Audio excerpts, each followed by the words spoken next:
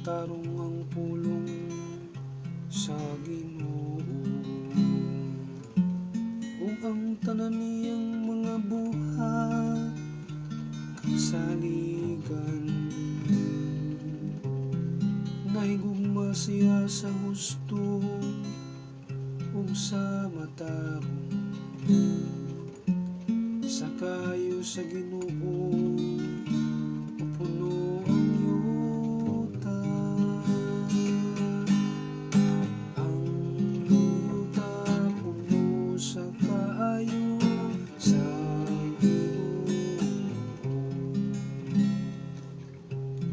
Tanawang mga mata sa Ginoo, gitanaw kanila nga madlukon kaniya. Kanila nga nagalaom sa iyang kaluoy, aron pagpalingkawas kanila sa kamatayon, ug pagamping kanila bisan pa dunay gutom. Ang yuta puno sa kaayo sa Ginoo,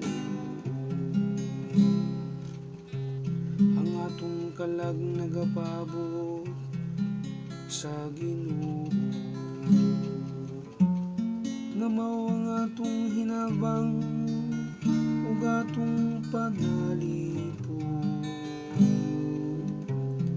Ang imong kaluoy o Ginoo,